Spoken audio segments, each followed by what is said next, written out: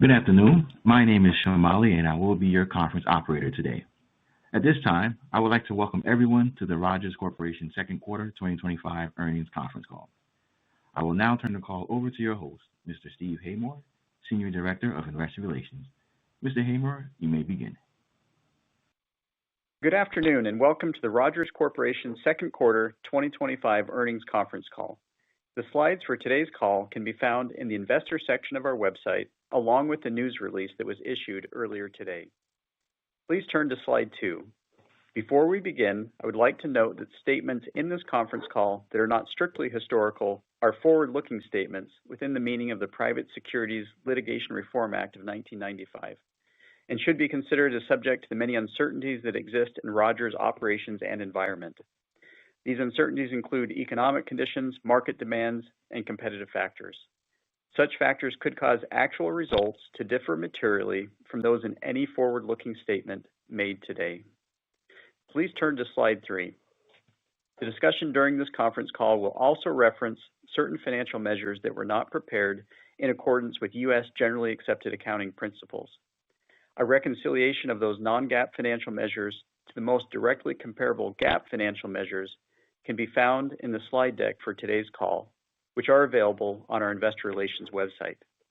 With me today are Ali El-Haj, Interim President and CEO, Laura Russell, Senior Vice President and CFO, and Jeff Sow, President of the Advanced Electronic Solutions Business Unit. I will now turn the call over to Ali.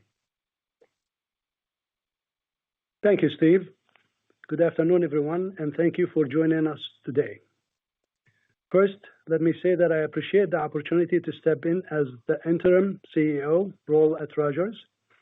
Over the past several months, I have directly observed the talent and capability of the global Rogers team, as well as the many compelling opportunities that are ahead. There are challenges that need to be addressed. However, I'm excited to lead the organization and leverage my prior experience to help improve the company's performance.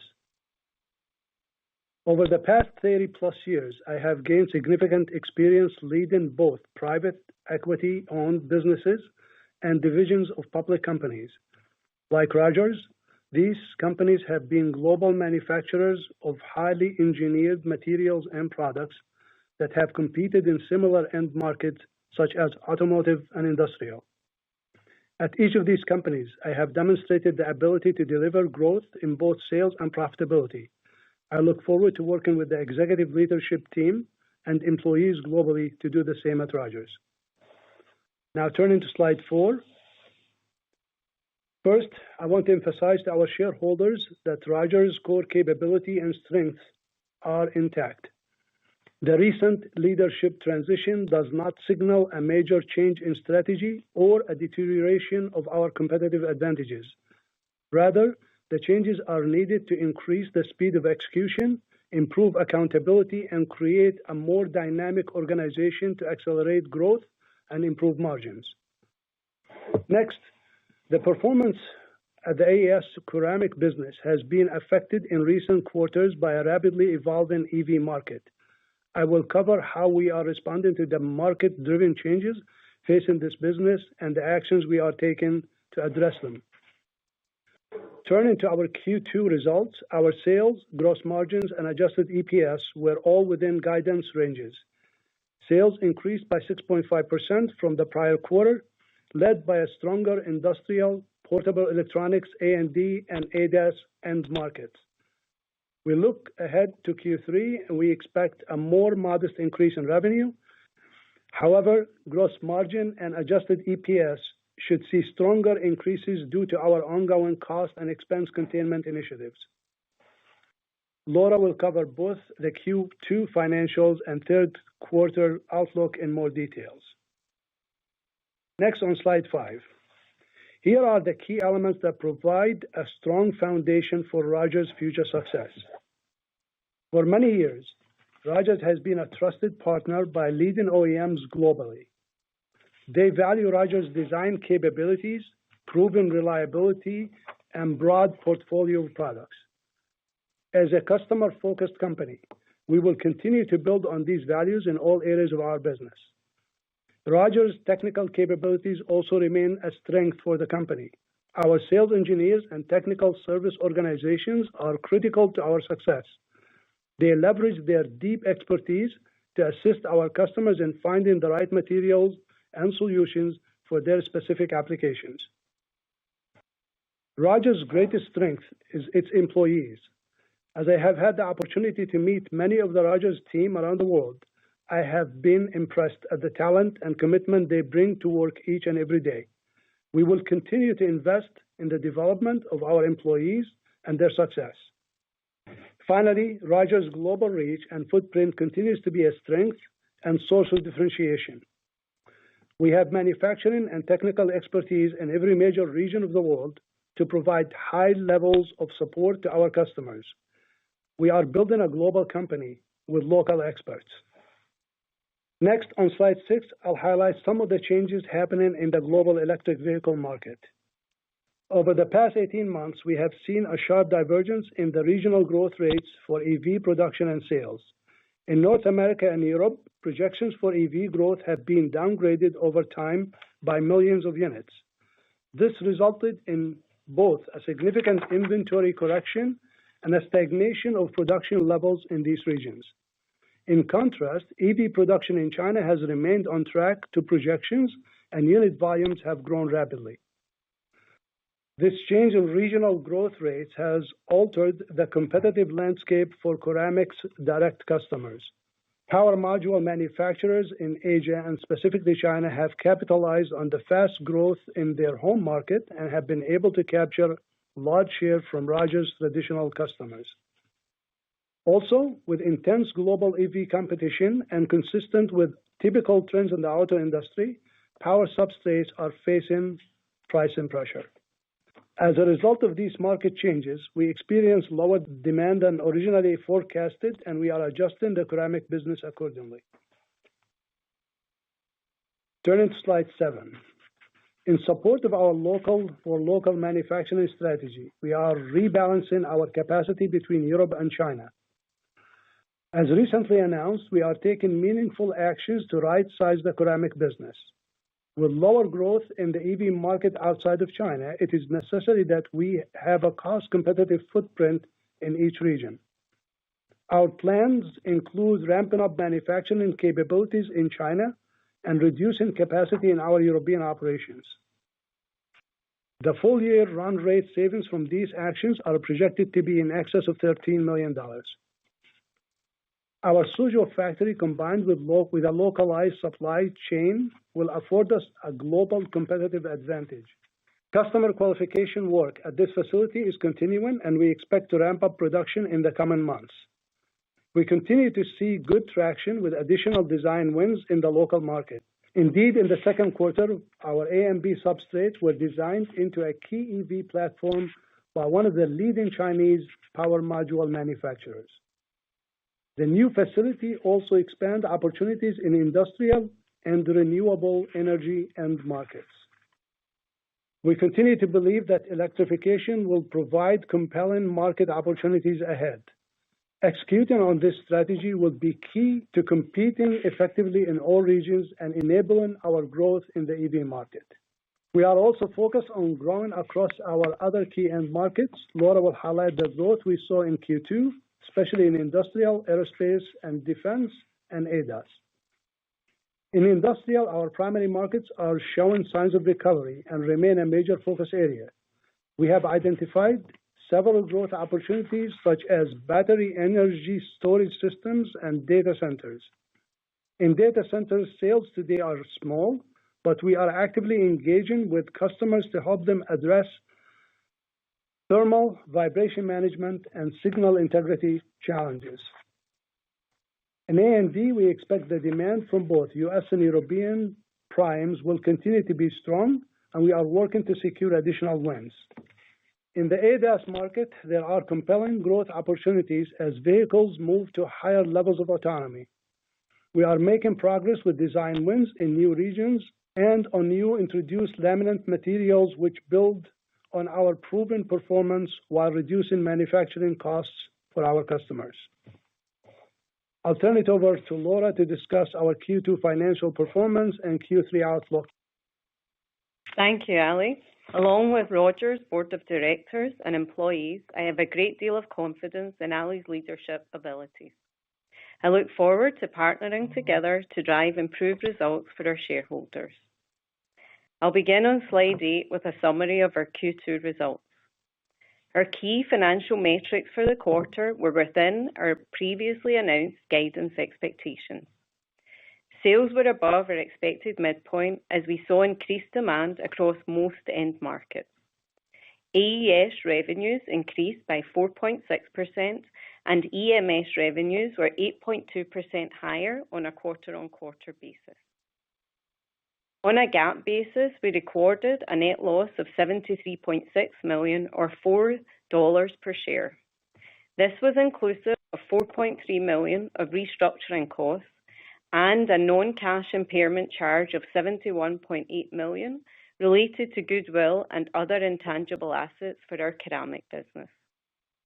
As Ali referenced, market and competitive dynamics in the EV space have rapidly shifted in recent quarters.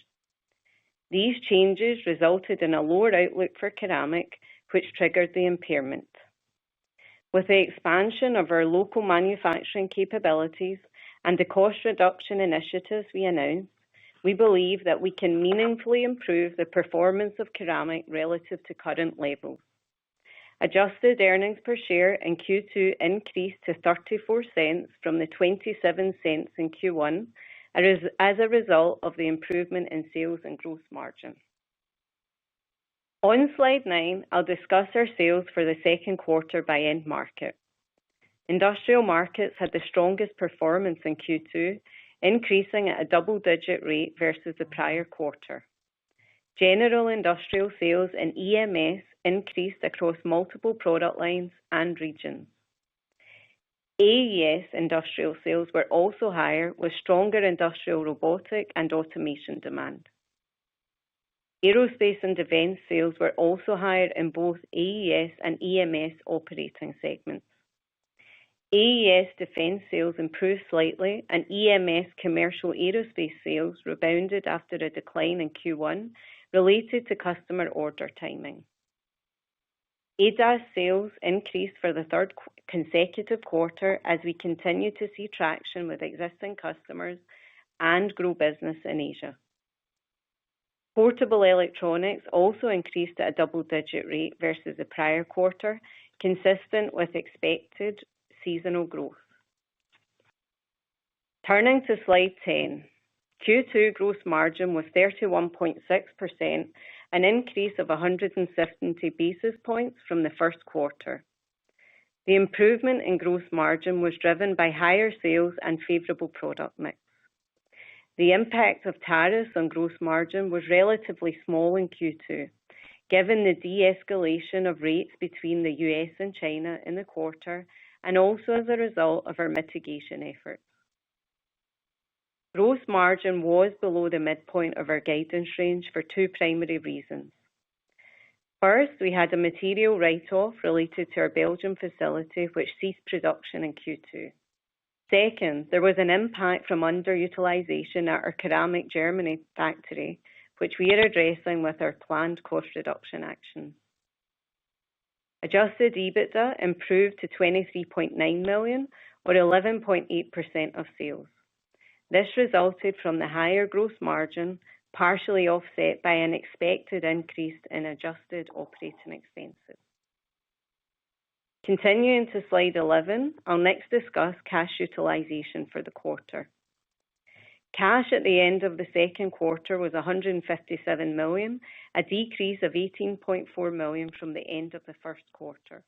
Our cash balance decreased in Q2 due to $28.1 million of share repurchases. Capital expenditures were $8.1 million in Q2 and included ERP implementation, maintenance capex, and residual investments in new capacity. Consistent with my comments last quarter, our investments in previously announced new capacity are largely complete. Naturally, we will continue to evaluate targeted investments to optimize our organic business performance. Returning capital to shareholders will remain a high priority. We will continue to balance this objective against evolving trade dynamics and cash costs for European restructuring activities. Based on our current view, we anticipate share repurchases in Q3 to be in a similar range to the second quarter. Following our purchases in Q2, we have approximately $76 million remaining on our existing share repurchase program. Synergistic bolt-on M&A continues to be part of our long-term strategy. However, during this transition, the focus will be on organic growth. With that said, evaluation of target opportunities with the right product and regional fit will continue to ensure we can capture any target meeting our investment criteria. Next, on slide 12, I'll review our guidance for the third quarter. Beginning with sales, we expect Q3 revenues to be between $200 and $215 million, with a midpoint of the range a 2% increase in sales versus the previous quarter. The guidance assumes seasonally stronger portable electronics and a modest recovery in ceramic for EV. ADAS sales are anticipated to be down from a seasonally lower auto production. We are guiding gross margin to be in the range of 31.5% to 33.5%, or a 90 basis point improvement at the midpoint of our range. The guidance assumes that tariff policies in place today will remain unchanged for the quarter. The improvement in our forecasted gross margin for Q3 is due to volume and product mix benefit. We expect adjusted operating expenses to decrease from the second quarter as a result of lower compensation expense and our continuing focus on discretionary spending. EPS is projected to range from break-even to 40 cents of earnings. The adjusted EPS range is 50 cents to 90 cents of earnings. Adjustments to arrive at our non-GAAP EPS are mainly comprised of severance related to the recent executive management departures and restructuring costs related to operations in Europe. This includes some initial estimated charges for the ceramic restructuring actions announced today. We expect the total restructuring costs associated with the ceramic European operations to be in the $12 to $20 million range and incurred over the period from Q3 of 25 to Q3 of 26. The cost savings associated with these actions are projected to be greater than $13 million on an annual run rate basis and are mainly cost of sales. The savings from these actions will be incremental, with the full run rate savings potential beginning in Q4 of 26. These are in addition to the $32 million of annual run rate savings communicated last earnings call. Lastly, based on current visibility, we project our full-year tax rate to be approximately 30%. I will now turn the call back over to Ali. Thank you, Laura. Let me conclude on slide 13 with key priorities. Management is focused on simplifying how we operate by empowering our employees, leading to faster decision-making and improved speed of execution. With this enhanced agility, combined with a strong customer focus and new product introductions, we are confident in our ability to accelerate growth. That concludes our prepared remarks. I will now turn the call back to the operator for questions. Thank you. We will now be conducting a question and answer session. If you would like to ask a question, please press star one on your telephone keypad. A confirmation tone will indicate your line is in the question queue. You may press star two to remove yourself from the queue.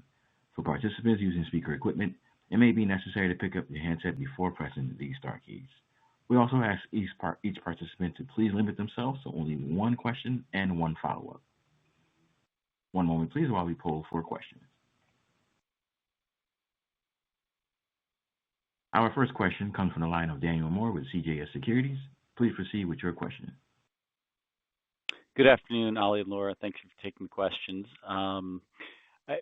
Perhaps we just, I'll pick up where you just left off.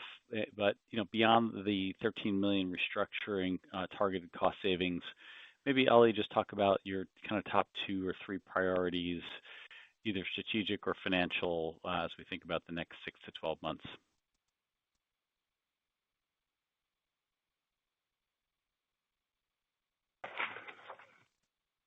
Okay, Dan, as mentioned earlier, I think strategically, first of all, we have a lot of cost initiatives internally that we're working on, operational improvements internally that we need to continue to focus on and improve. And that's why we made the changes that we've made in the organization to speed up the execution and be able to realize, a much more dynamic organization that's going to be responsive to the customer and be able to respond faster, be able to deliver, in lower lead time or shorter lead times and stuff like this. This is critical for our current business and as well as growth opportunities. So that's one. The second one is, again, on the top line, we really identified a lot of opportunities, short term, midterm, and long term. So the focus will be, again, priorities will be on the short and midterm, and we continue to pursue those opportunities to be able to impact that third and hopefully beyond that quarter's top line revenues. Helpful, and maybe I'll ask a 2 and a 2A and keep it at 2 questions. But you mentioned sequential growth several times. You also mentioned the focus, will be on organic growth near term. What are the keys to getting back, and when do you expect to get back to consolidated organic revenue growth on a year-over-year basis? And how do you think about kind of reasonable midterm, say 1 to 2 year gross margin targets, given the updated outlook for ceramic? Thank you. Yeah, with regard to top line growth, again, we're really being aggressive. Our efforts will be, the whole organization is going to be focused on doing so. And we anticipate to have meaningful growth quarter after quarter. As you know, we have guidance for the next quarter. We cannot go beyond that, company policy, but our expectation, we will see strong results going forward. Yep. And I'll turn it to Laura for the balance of the. Go ahead. Yes. So, hi, Dan. Let me comment on the margin expansion target. As Ali said, the organization's heavily focused on top line expansion and execution of the opportunities that we see in front of ourselves. If we can execute that expansion, that utilization and benefit to the capacity that we already have invested in and have ready and available globally will assist us in expanding our margins versus how we're performing today with a challenged top line performance level. In addition to that, this year we've announced significant cost savings that we've undertaken to manage during this environment. And as Ali said, we've already announced in today's comments additional restructuring. So that will also assist us in leveraging and optimizing our margins on a go-forward basis.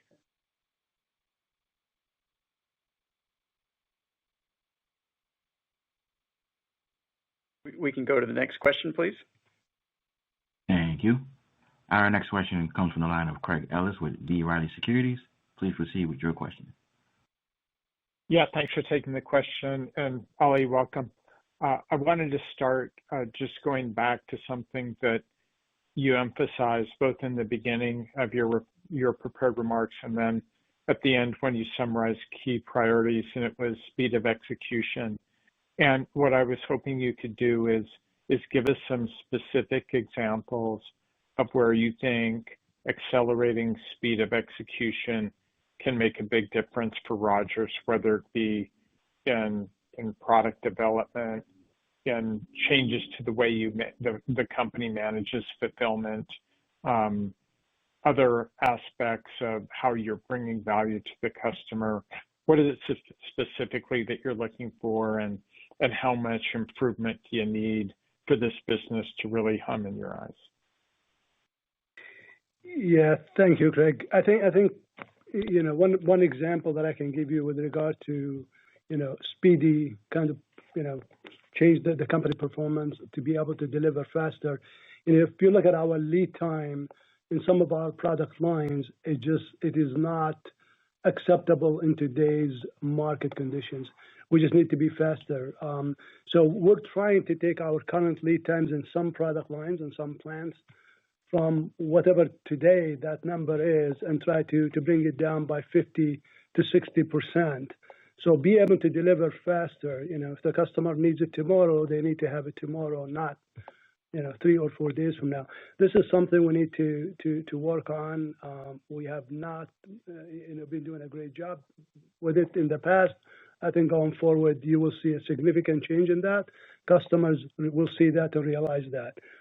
The second part that we talked about, we have a significant number of new products and next generation type products that we intend to launch and deliver over the next quarters, not one quarter, but over the next in the coming quarters. And I think we need to accelerate that development process. So by focusing the R&D organization and making sure that the whole company is focused on this becomes part of the normal operating process of the company, not in a silo by itself and working by themselves. So I think doing these two things will be able to deliver faster prototypes to the customers so that they can put those in their new product development. We'll be able to win programs faster and deliver faster. That's really helpful. The second question will be for Laura. Laura, we had previously had in place a 25 million cost reduction effort that I think by the end of this year was going to be on a 32 million run rate. And today, I believe we've talked about an incremental 13 million. So am I right in saying that if we're talking about 13 million, and if we were to look out to next year, the 13 and the 32 million run rate exiting this year would mean that we're talking about around 45 million in cost savings as we look at 2026. And if that's so, any color on the slope of the line, and if that's not right, please correct me with those numbers. Thank you. Sure, Craig. So you're right. What we discussed in our last call was a 26 savings benefit of 32 million relative to how we exited 24. What we've announced today with the restructuring in our ceramic operations in Europe is an incremental 13 million to that amount. So cumulatively, you're correct in your observation of 45 million.